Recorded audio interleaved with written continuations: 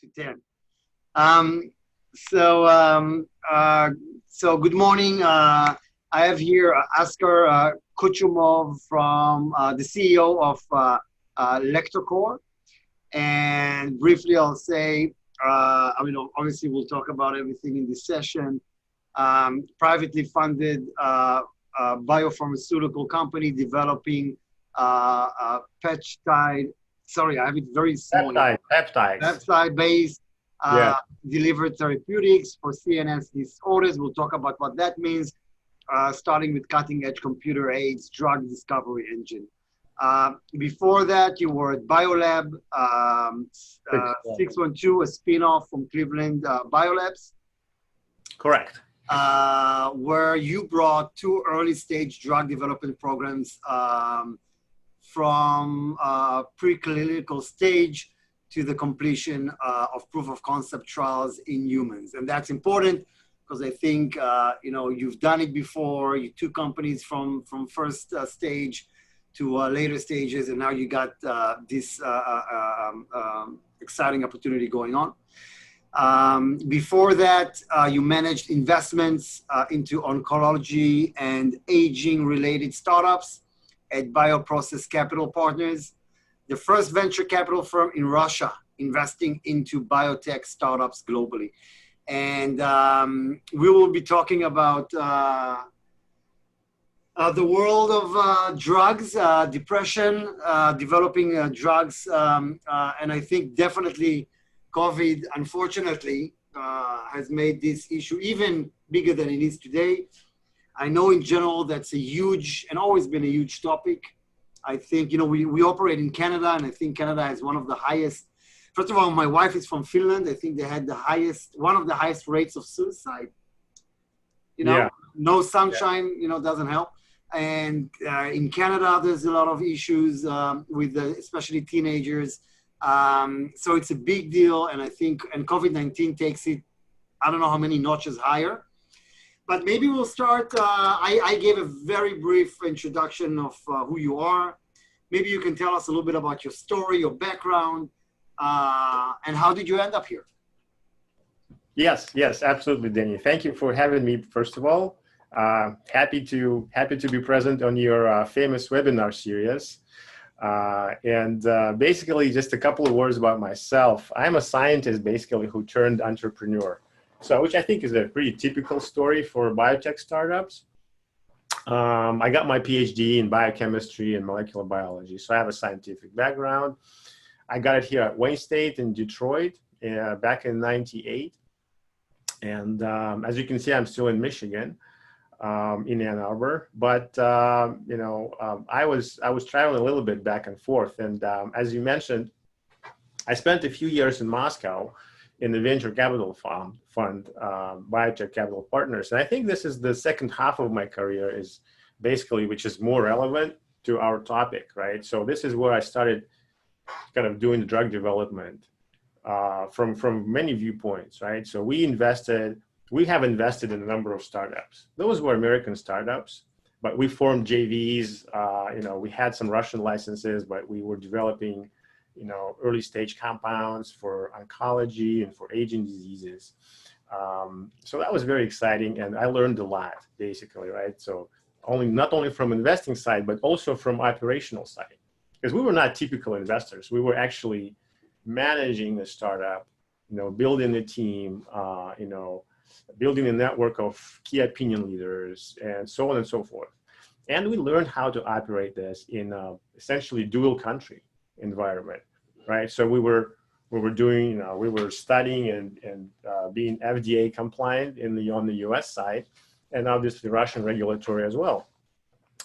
So that was a lot of fun. It was a very good experience, I think, where, as you mentioned, I have personally managed two startups that started from essentially from the lab side, right? So when you start from the discovery, and what does it take to bring the compound from the discovery stage all the way to human trials, and then past first couple of stages of human trials, which is typical for biotechs. So that's what I've been doing. Indication-wise, I was mostly focused on oncology, oncology-related diseases and aging-related research. And so psychiatry, psychiatry is a new field for me personally. But I mean, psychiatry is a huge word, right? So we were just talking, let's just talk about depression and anxiety. I think these fields are, to me personally, I'm very fascinated about that, because to me as a former scientist, let's say, intellectually super challenging, right? It's mind-boggling how complicated this field actually is. There's so many unanswered questions. And I'm lucky to be part of the group that I have joined, like Lactocore, a group of very talented scientists who are trying their best, to put a dent into that problem, right, and put a part of that puzzle together. But I think, more important question is that all of us should be asking is like, why do we actually care? Why do we care? Why should we care as a society about things such as, depression and anxiety? And if you think about it, I mean, all of us on a personal level obviously know somebody or have known somebody who has been depressed, clinically possibly, right? Who has been looking for help, and maybe has seen their family life or their career being destroyed by this disease, right? So we know these people, and maybe even worse cases. But if you think about the level of the society, the statistics is actually pretty troubling. Like you mentioned, Denny, for example, suicides. Do you know that the suicides actually is the third leading cause of mortality in young people, age 15 to 25? So this is a huge issue on its own. And when I was preparing for this, and I was looking at the statistics, I was really surprised to see, like in the US alone, in the last 15 years, we have seen 25% increase annual in the amount of suicides. I mean, you would wish the stock market would be going up like that, So we're talking about right now about 50,000 people in the US, dying because of suicide. And, this is more, the interesting fact is that this is more than homicides. That's more people than, dying in traffic accidents. And this is COVID adjusted or not? No, this is not even, we're not even talking COVID right now. We're just talking in general, the situation before the COVID even started. And, 90% of those people who end up doing suicide are actually mental patients, okay? So it's very heavily related to mental diseases, right? So that's part of it. Now, the second part is, even when we're talking about not mortality, but morbidity or the statistics, the prevalence of the disease. Another interesting statistics I think we should keep in mind is, scientists, it's disability due to illness. There's such a notion such as disability and how it affects the society, right? So the scientists came up with this pretty convoluted metric that's called daily, right? It's called daily disability adjusted life years. But what it basically means is that like how much burden the disease has on the society. And you'd be surprised to learn that about 30% of all disability from all medical causes are actually caused by the neuropsychiatric diseases, such as depression, such as schizophrenia, bipolar disorder, borderline personality, ADHD, and things like that.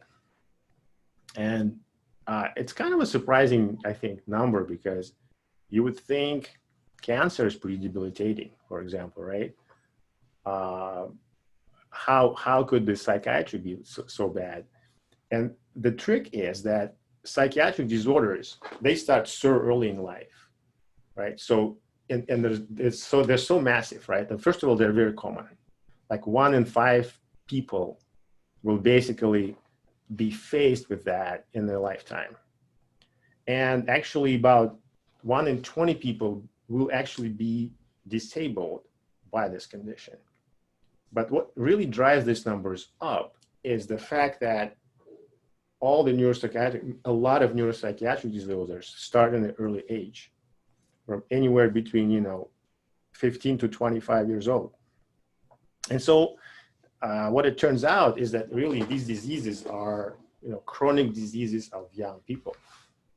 We can look at it this way, and that underscores the importance of, the efforts to find the better solutions for this issue. I think we are the society, or we as a company, and everybody involved, we owe it to younger generation to try to find better solutions for for this type of problems, right? And so this is kind of just a few statistical things to kind of make us all think about the issue of the degree of this problem, the scale of the problem, and this is all pre-COVID.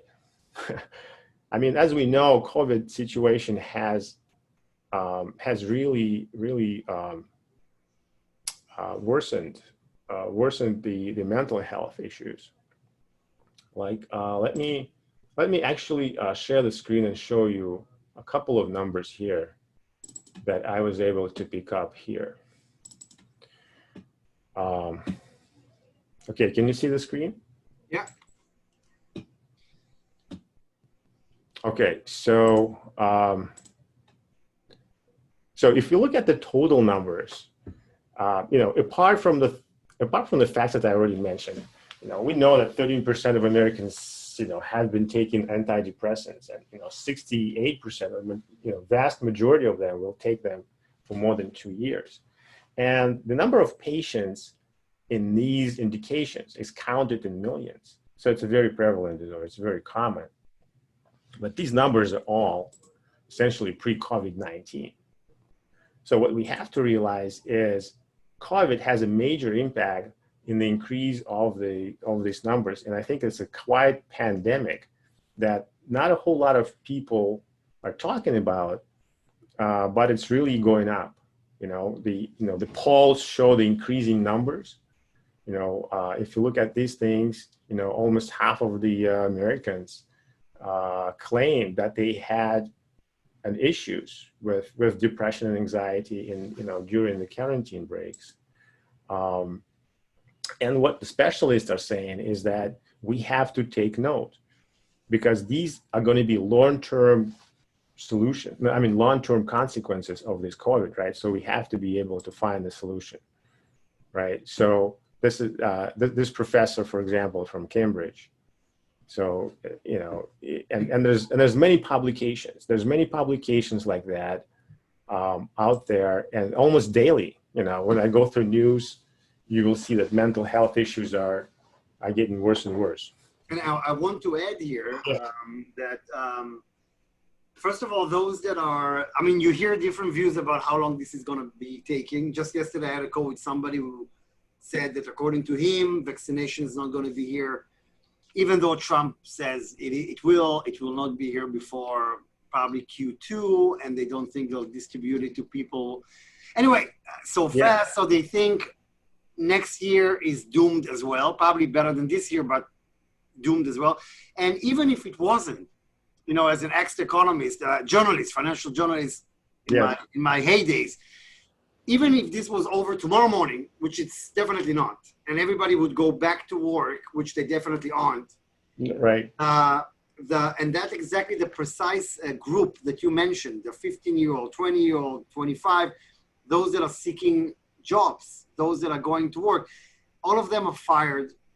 Not all of them, most of them, they cannot find the job. They cannot find back with their parents. They move to the city to be in the cool East Village and other cities. They're getting out of there now. The world has turned upside down in a very bad way to that specific group you're talking about, especially, of course, to everybody. But the chain reaction hasn't even started yet. We just see the beginning of these horrible consequences. Yes. And we have to take a note that mental health is going to be a huge issue for everybody, especially for young people. Absolutely. Yep. Yep. You can ask me. I'm with 5 kids. I'm already unstable for a long time. No, I'm kidding. Yeah. And just before we dive into details here, because this is a fascinating topic, just so we, so the people will know the company history, how it all started, and what's the idea of the name, basically. What is, why Lactocore? So that's kind of just before we dive into more information about this. Yeah. It's kind of a funny question because lactocore, I mean, lacto means, milk, right, in Latin. So it all started with, when the founders of the company, they've been focused on basically nutritional product. Okay. So they were focused, company started as a nutritional product based on, protein and peptides that are derived from the cow's milk. Okay. And the guys were studying all kinds of properties, but especially they were interested in the anxiolytic or, anti-anxiety properties of the specific peptides or specific protein fractions from the milk, right? From the processing of the milk. But later, Anton and Igor, who are the co-founders and scientific leaders of the company, they have realized that their skill set, is more fitted to really kind of more challenging tasks and more interesting task of actually developing a real drug, And so that's how this whole notion started, is that, okay, we're going to work with this direction, right? We're going to work in the direction of, anxiolytic and antidepressant activity. For example, Anton, he's an expert in behavioral science, neuroscientist. So that was his field. And so they decided to move into this direction, and the peptides, peptides came about also from essentially starting to work with milk peptides and looking for some interesting stuff in there. But, pretty soon we realized there's not actually a lot of peptides in the milk that you can use as your source. We need millions of peptides to screen to find a better drug, to find the actual drug that is going to work. And so eventually we moved over from experimental libraries such as milk library into the computer generated, right? And so what basically guys did is they figured, okay, we need a group of scientists who are really good in bioinformatics, who can do lots of interesting things with peptides and the target molecules, right? And do three-dimensional computer modeling to try to screen those millions of computer-generated peptides and find the ones that actually bind in a very optimal way and trigger some processes that these receptors are related to, right? And so that's how this whole company kind of idea got started. So we were focused on peptides, and just for those who don't know, and peptides are just short pieces of protein, okay? So they're very safe. So when they get into your body, they degrade down to amino acids. Amino acids are, it's natural compounds, right? They're part of your normal metabolism. So from this point of view, and I think it's an important factor to stress here, the peptides are super safe molecules. It's one of the safest things you can actually have in your body. And so, on the other hand, they're endogenous. So, in your CNS, in your metabolism, there's a lot of peptides. So you would not be, deviating too much from the natural physiology by introducing another peptide into your body. That's basically a basic idea. And so that's how we started. And using our expertise, which we have developed at pretty high level right now, we can use those computer-generated peptides and have them fit against specific targets in the brain. So that's kind of how this whole thing started. So let's talk about. We talked briefly about the importance, obviously, of the problem we're looking at. Yes. Depression, and it's so what do you guys do? You develop drugs. What's really is it you guys are doing to solve this? Yeah. So let me take you back. Can you see my screen? Yeah.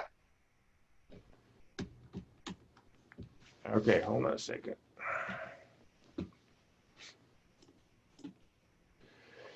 Well, we can talk about that a little later, but essentially, as I mentioned, we start with, with the supercomputers, right? And we use our algorithms to essentially find the good peptides that have, the most optimal binding and the most optimal um, modulation of the receptors. So in this particular picture, um, you can actually see one of our main receptors that we're acting upon. It's called Gaba Air Receptor. Okay, so the peptides, this is a little peptide that's kind of bound in there. So it's a close-up view. And so what we do is we start with in silico, right? So it's all computer work. And then we quickly move into the in vivo, which means we take those leads that we get in the silico and we test them in animals. And the first animal we started with is actually zebrafish. It's so funny. I had no idea that you can actually use zebrafish for behavioral testing. I knew, for example, that zebrafish were used for genetic research pretty extensively. So it was very interesting and funny that actually you can affect the behavior of a fish by injecting a drug, the antidepressant drug into the belly, and it would act differently, right? And you would have software that actually will, detect the behavior of the fish. Like, for example, in the normal circumstance, the fish would like to stay on the bottom of the pond, right? Or the bottom of the tank, or in a dark spot, right? And if injected with a drug that's, for example, anxiolytic or antidepressant, the fish would spend more time on the surface, more time in the light compartments, and things like that. So you can do those testings, and you can very quickly and very cost effectively go through lots of peptides. But once we pass this stage, we move on to the rodents, and the rodents is, what is considered classical, behavioral modeling, right? So we first go with the very basic behavioral models. We confirm that our peptides actually work, right? So now we went all the way from the computer into the mice, right, into the rats. It was pretty quickly.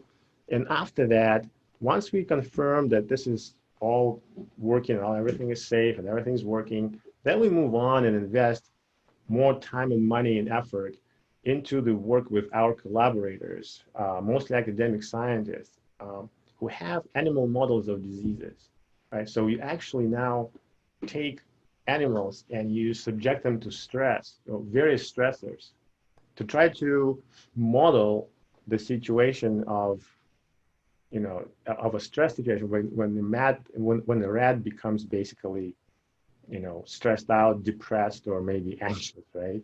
And so you're trying to model the human behavior at that level. And these are pretty complicated models, but they do work. They do work to some degree, and some of them, work better than the others. And we have done, pretty extensive battery of tests there, using essentially experts in the field from everywhere in the world. We are collaborating with, let's say, Ariel University in Israel. We are collaborating with Wayne State here in Detroit. We're collaborating with University of Helsinki. We're collaborating with Penn State University. So we are tapping into the experts who have specific models of those diseases at the animal level, and they help us, with everything. And so we get to know our peptide a lot better, and we decide finally, well, is it actually worthwhile investing money into it, right? So before we invest any more money, we want to make sure that we do have a drug that, that extensively studied in animals, and it's very safe, and it's worthwhile the subsequent investments. And so I think our approach works really well. So our first leading candidate, there on the top line, you can see LCGA17. This is the most advanced one. So on the very top, you see all these steps that we would go through going from, from in silico all the way into the animal models. And then on the very right side, you see the clinical trials. Clinical trials is where the human trials actually start. And that's where we want to get in the very near future. And the LCGA 17 is almost there. We are on the final stretch. I mean, we have done the animal models. We have proven its mechanism of action, which is super important. For any pharma company who's talking to us, the first thing they ask is, well, what's your mechanism of action, right? So they want to know how this thing works and what kind of targets are we affecting. And so we have answered all these questions. We have shown that we have robust data in both depression, anxiety, and even the very complicated model of post-traumatic stress disorder, which is a huge issue, by the way, as well. And so we're in the final stretch, which means all we need to do is to complete a series of FDA-mandated animal studies to bring the molecule from where it is right now into the human trials. And that's going to take us about 12 months. And using the same approach, we basically started looking at other targets or other receptors in the brain who we believe are going to be very important, and very relevant in those issues, right? And we're not particularly limiting ourselves with indications such as depression or anxiety. We could be possibly studying something for schizophrenia or pain, or even dyskinesias, which would be the movement disorders. Like in Parkinson's, for example, people who take levodopa, which is one of the leading drugs for Parkinson's, they develop a huge side effect, right? So there's a whole industry, this whole drug issue there that, helping people with levodopa-induced dyskinesias. And so we believe our second candidate could actually be active in this indication. So that's pretty much, what we do. We can talk a little bit more, maybe on the side of the LCGA 17 as a specific molecule. So LCGA 17 is our leading candidate, and that's what's going to take, I think, the most effort and the most money in the fundraising that we're doing right now is to move this drug all the way into the phase 2 and beyond the phase 2. I think if you look at the properties that are kind of listed here on this slide, what's important for patients, right? So for the patients, the rapid onset of action would be super important. And the reason is that the existing drugs out there, and I haven't mentioned the fact that there's lots of drugs, and people who know, they know, right? So there's lots of drugs, antidepressants out there on the market. The problem is most of them take 4 to 6 weeks to kick in. I mean, it's a long onset of action, and eventually, and it's very individual, right? For one person, it may not work. So the person comes back to a therapist, and the therapist and psychiatrist prescribes a different drug, and it takes another 6 weeks, and it may not work either, right? And eventually, the statistics is 30% of people would not even respond to an antidepressant therapy. So it's not very effective in the big way, in the big statistical way, so to speak. That's one thing. So the rapid onset of action is important for patients. Long-lasting effect is important because in our case, it's at least 24 hours, which means we can easily take that peptide and administer it once a day. And the way we develop that, we want to have a peptide that will be injectable. That will be injectable, not injectable, sorry, it would be administered via a spray pump, so intranasally. So very easy intranasal injection, administration. You spray your nostril and you continue with your day. Super important factor is, again, that we haven't seen the side effects that are very typical for the existing drugs. No sedation, no cognitive impairment. And those are things that are really, really problematic with, with existing therapies right now.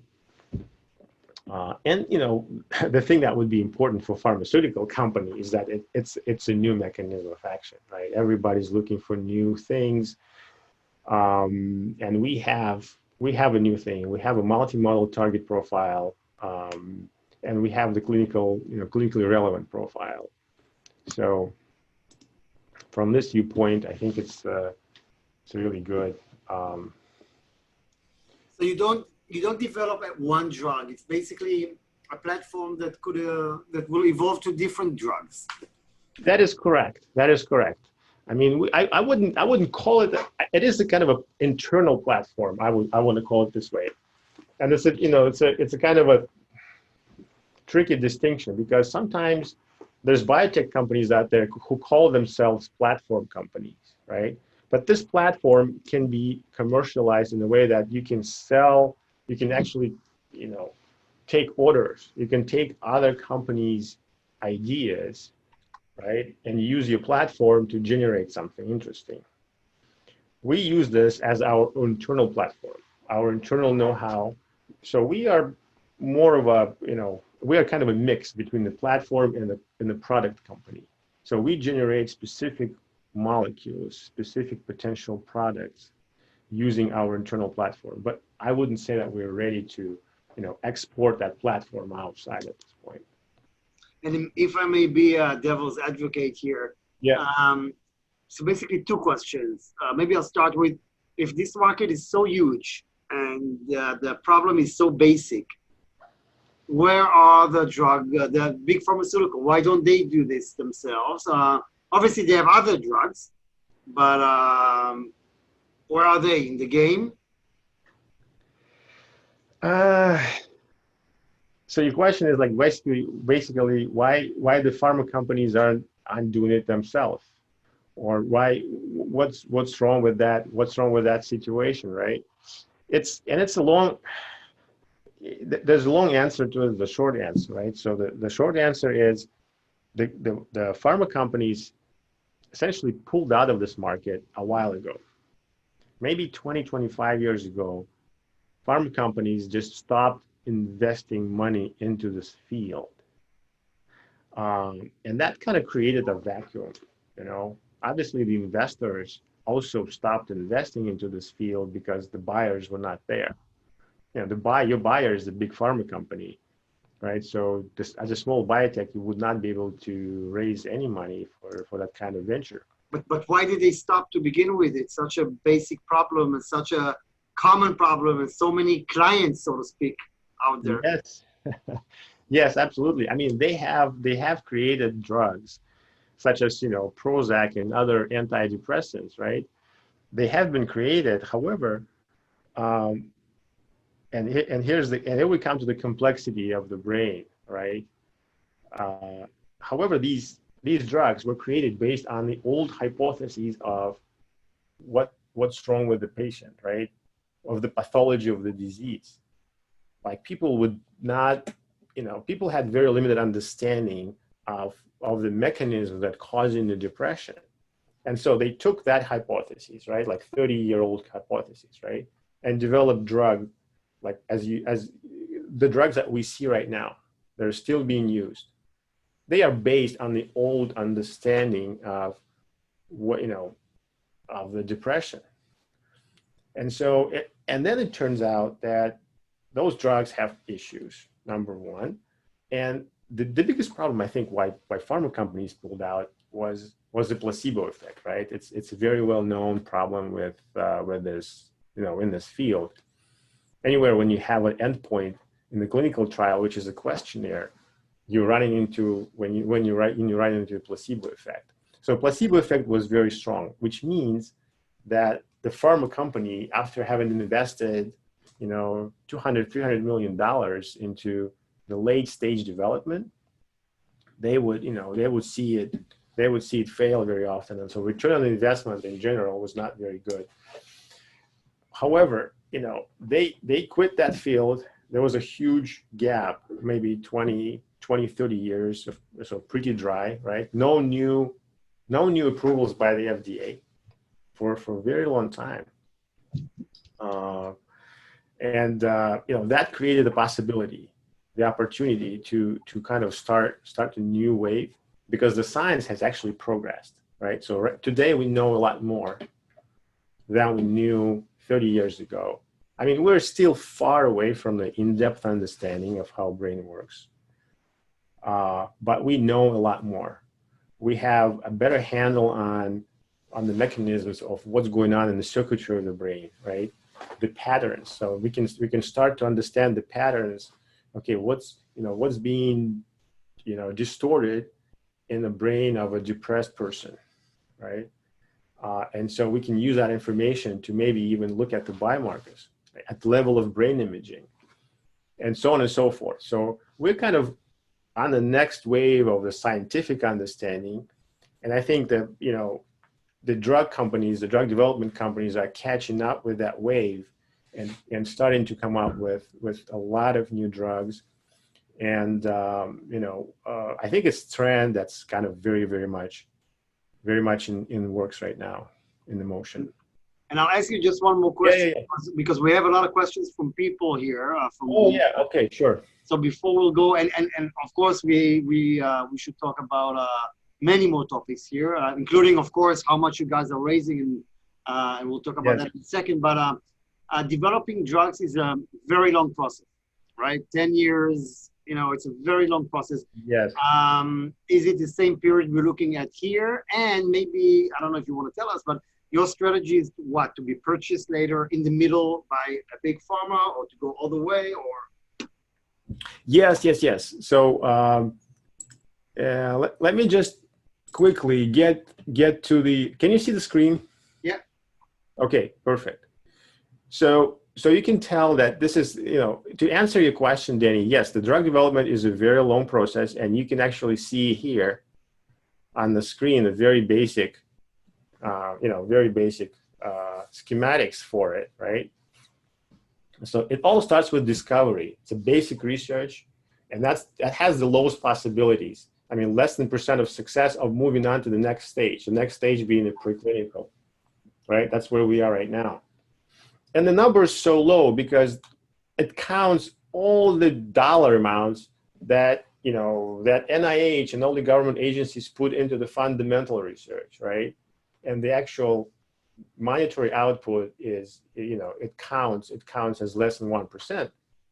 And just because so much money goes into the fundamental research. However, when we actually were able to identify the molecule, we get into the preclinical, and then the phase 1 is the safety in humans, right? This is the start of your clinical trial. Phase 2 is when you take actually a patient population and you test not only for safety, but you also start testing for efficacy. Does this drug work in this particular indication at this particular dose, and so on and so forth. And the phase 3 is a large validation trial, when you do essentially the same thing as phase 2, except on a much larger sampling of population. So the process may be 10 to 12 years. What our business model is really focused on the preclinical phase 1 and phase 2. And in our particular situation for our drug, we are about 12 months away from phase 1. Phase 1 will probably be here's another slide, by the way. Yeah, so phase 1 will probably be another 12 months, okay? And that's where the window opportunity is right now to get into this project is because we are, in our business model, we are preparing those high quality drug candidates to be licensed in by the big pharma companies. So all the big pharma companies are telling us, look guys, we like your science, we like what you do, we understand the importance of it. However, please show us that your drug works in humans, at least at the level of proof of concept. And this is the phase 2, right? This is phase 2. So what we want to do, we want really to cover the preclinical phase 1 and phase 2. And this is probably 3 to 4 years for our leading candidate right now. And after that, we're ready, if successful, we are ready to be either licensed out or sold to a bigger pharma company, which has, obviously, which is suited much better to, to first of all, complete the development and then to commercialize the drug. We're not in the business of commercializing the drug. We're doing a large, late stage clinical trials. We're, early stage innovation that, that makes things happen. The most, we take the largest risks, right? And then we move that technology over to the bigger company. So before we go to many questions I have here, Okay. How much are you raising currently? How much do you need? Is this the first raise, or you've done others? How old is the company? Yeah. Yeah. Yeah. So actually on this slide, we have some of this information. So when the company started, maybe about 4 years ago, we had an angel investor. So an individual who has invested close to $2 million to get us where we are. So right now we are raising, we call it Series A, $10 million to take us from where we are to the end of phase 1. And the important factor is the existing investor has already committed $3 million to the required 10. So we actually need to get 7-8 million more to, to get to the phase 2 clinical trials.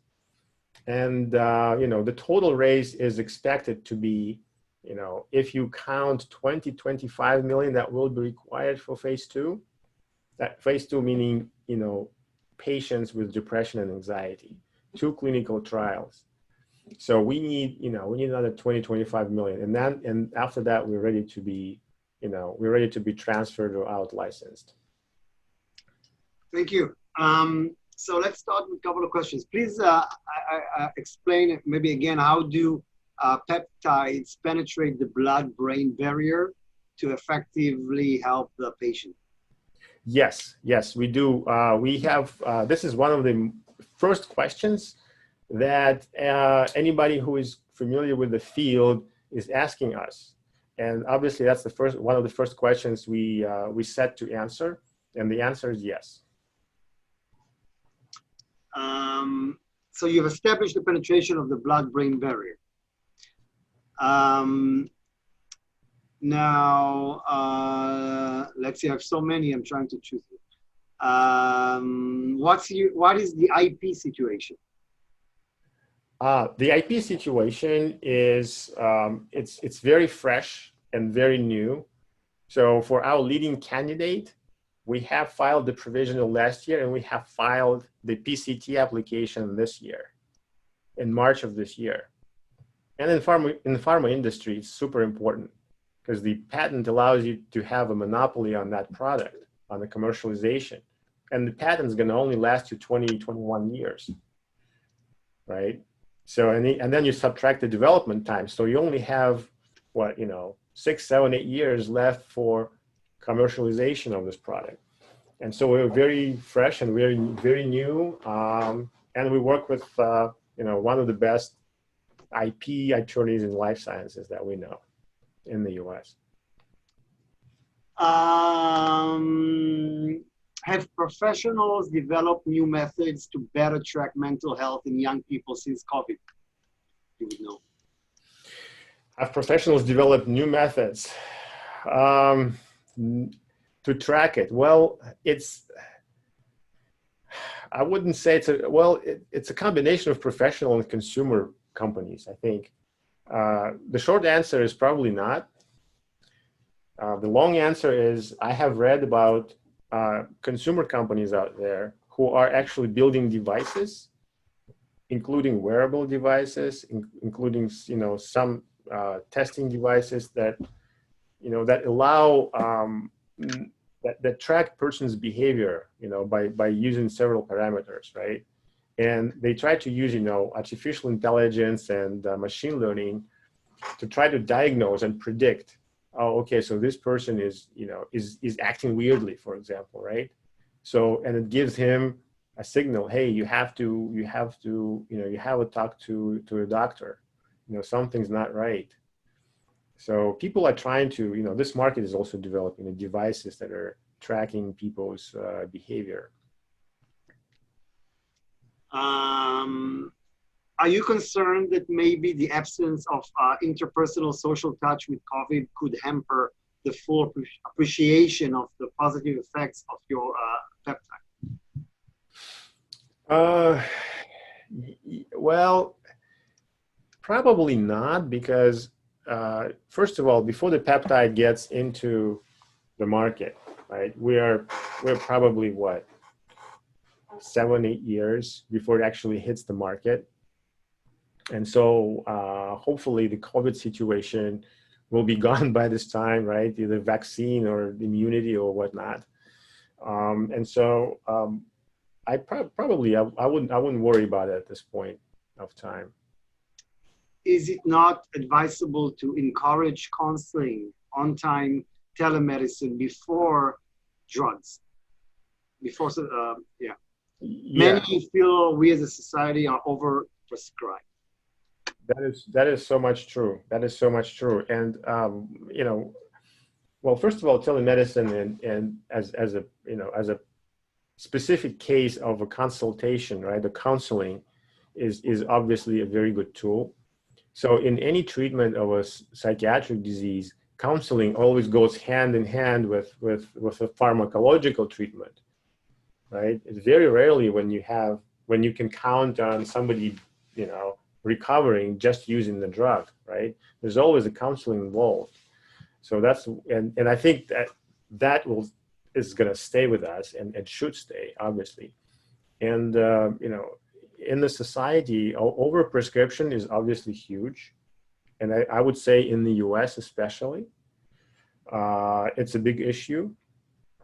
But I think one of the issues for overprescription is that the fact that the drugs just don't work really well, right? So they have to try the patient on different drugs before they find something that actually works.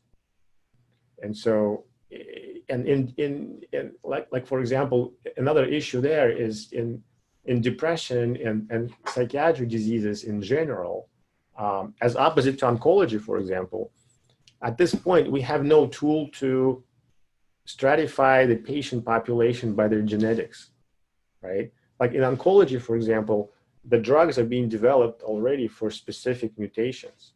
Like before they treat you with a drug, they make a genetic test. If you have a specific mutation, they know you will respond to this drug, right? So they prescribe you a specific drug. In depression, there's nothing like this. It's still at the level of trial and error, right? So you have to give a patient the drug, see how it's going, and then change the course as needed. However, the genetics for the psychiatry is developing very fast, and lots of publications out there. So I would imagine that within 3 to 5 years, people will come up with some biomarkers, as we call them, some genetic markers, some mutations that would be able to predict with a high degree of probability that the person is going to develop or is more subjective to potentially getting that. And by the way, obviously your surroundings, your upbringing, all of that affects someone's stability and good mind versus being depressed. Do people, the doctors think it's also something you get, like you say, in other areas, born with? I mean, some people are just more depressed no matter what happens to them in their life. Everything could be amazing. I mean, I know it's so complicated. You can be in a very wealthy family and you'd be depressed because of that. Because your father is a huge billionaire and you never had to accomplish anything. There are millions of things that can go along the way, but is it also something that some people are just born with no matter what happens, or you cannot really tell? Yeah. There's definitely, I think this question basically boils down to like the contribution of the environment versus genetics, right? And obviously, people understand there's genetics factor there involved for sure. There's absolutely, positively, there's genetics involved. Again, but as I mentioned earlier, we don't really know exactly what these mutations are and what these genes are. We have some preliminary data, which is developing fast. But environment, I would say, plays a huge role, right? And it's so important for people to, to be aware of that. It's, things such as, belonging to a group, having purpose in life, not being lonely, things like that. I mean, they all affect the emotional state. And then the person can, can either balance himself out, or if he has a predisposition for that, which is genetic, he's gonna fall pretty fast if surrounded by those circumstances that are not optimal, right? Yeah. So that's how it works. Tougher societies that have tough rules, and but also maybe geographical areas. Again, like I mentioned, in places in the world that are like Finland, that are cold, that are dark, not enough sunshine. Yeah. So another question here: what is the variability of dose delivery in the nasal passages? I.e., what is the accuracy of titration, especially if there are ongoing infections, etc.?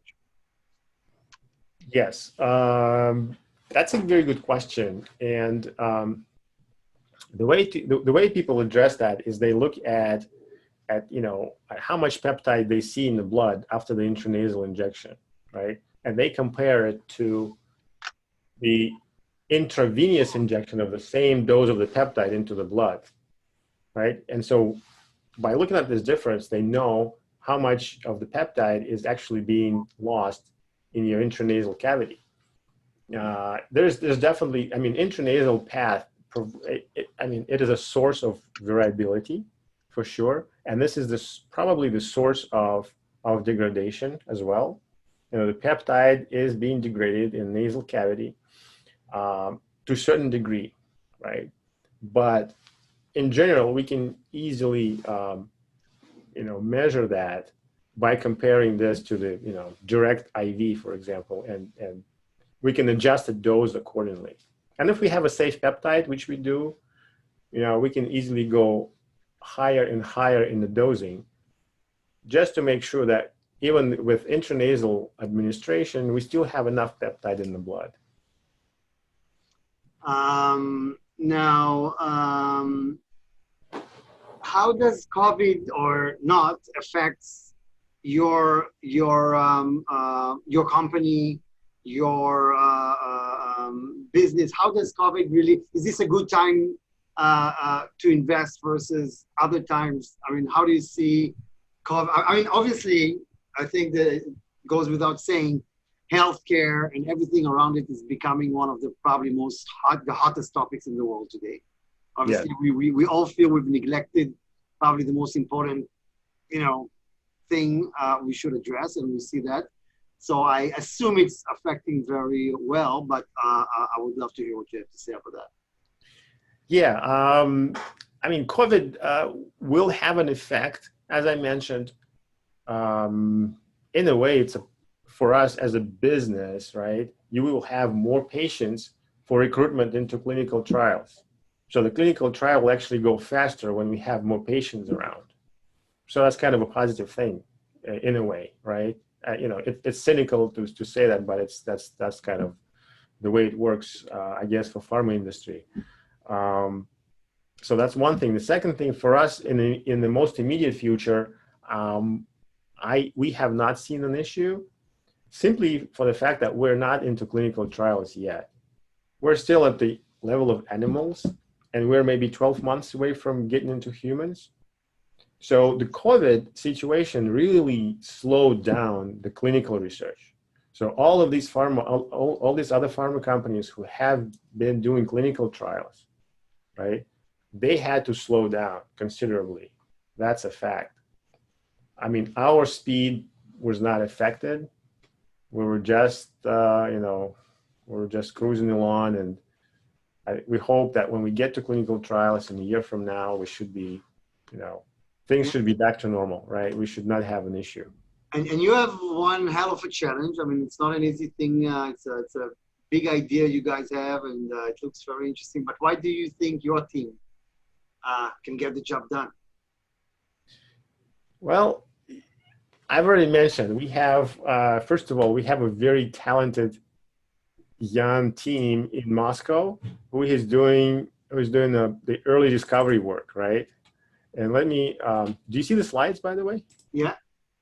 Okay, so I wanted to make a few intros here and mention our team. So Anton and Igor are the co-founders whom I mentioned. He's a behavioral neuroscientist, Anton, and Igor is the specialist in the computer-aided drug discovery. So they're responsible for this early work, right, that I was telling you about. When we generate high-quality leads, then we move on to the global development, right? So basically take those leads into the drug development sphere. Now, Randall Marshall is our medical consultant. He's the person who has done drug development in psychiatry, right? So he's helping a lot in understanding how to best structure our clinical programs, what things to look for, what things to avoid, and so on and so forth. Mr. Bobkin is our investor. He's been with the company since inception, right? He's the one who invested, $2 million so far and committed 3 more into this company. So we have a head of preclinical development, Dr. Purmal, who is very experienced. And also we rely on other key opinion leaders. So we're acting as a semi-virtual company, which means we have a small lab in Moscow, right? But we also work very extensively with our collaborators across the world. And those guys are key opinion leaders in their respective fields. Like Dr. Lasher, for example, he's one of the top guys in depression and GABAergic mechanisms of depression. Dr. Israel Liberzon is very well known in the area of anxiety and post-traumatic stress disorder. And he's more of a clinician, but also a very, very strong researcher. He developed one of the best well-known animal models for post-traumatic stress disorder that everybody's using to evaluate the drugs. And Dr. Pirine is also an expert in addiction and PTSD, and is helping us a lot as well. Mm-hmm. So I think we have a core team that is really experienced in early stage, right? And I have managed early stage startups, as I mentioned previously, and so I think we have a good team to basically take the drugs where from the discovery stage all the way to the end of phase 2, and as a result have a high quality drug candidate that we can present and out license to a big pharma company. Great. It's been fascinating. We'll definitely send your information to everybody who's here. Anything else that you would like to add? Well, I mean, we've discussed pretty much everything, I think, that we could in 1 hour. And so, yes, I think this area is, again, just to kind of wrap it up, this area is super important. As I mentioned, we owe it to our younger generation to find better drugs in psychiatry. And I think as a small company, it's really important for us to find those early stage investors, right, who are ready to go with the ride and along with the ride and kind of take us from where we are to the end of the proof of concept in humans. It's pretty straightforward road right now. All we need is just a little bit of time, a little bit of money, and we have a good quality product that will be definitely in high demand in big pharma and in patients. Great. So we will send your information to everybody who's here, and feel free to contact. They'll feel free to contact you directly. Thank you. And maybe just a quick update from my end, everybody. On next week, on the 15th, we'll be talking more about finance and the markets and value investing with a very known Canadian group, Turtle Creek. And then on the 17th, which is also my birthday for all of you that wondered, and why am I working on my birthday? Because I'm having so much fun with my guests, that's why. I'll be speaking with Paul Desmarais III. Desmarais family is one of the most well-known families in Canada, Power Corp. And by the way, he's a major investor in technology. So we will have a fascinating discussion with Paul Desmarais. And the only conference that is, unfortunately for us, but fortunately, at least in that sense, that we are holding one conference this year, well, since COVID started, this month on September 24th at the rooftop of the World Trade Center, which is New York's largest terrace, courtesy of the Silverstein family that own and developed and built the World Trade Center again. So I think actually it's very, in a way, monumental place for us to show, that we're standing tall and we're here. So a great event. Tremor Crow, one of the most well-known families from Dallas and the founder of EarthX. His father was at one point the largest landlord in America. Will be traveling from Dallas all the way to New York. Nadav Safrir was the head, the commander of 8200 unit, which is Israel's secret AI and cyber unit. Gil Schwade, the founder of Checkpoint, and so many others came out of there. He's going to be there.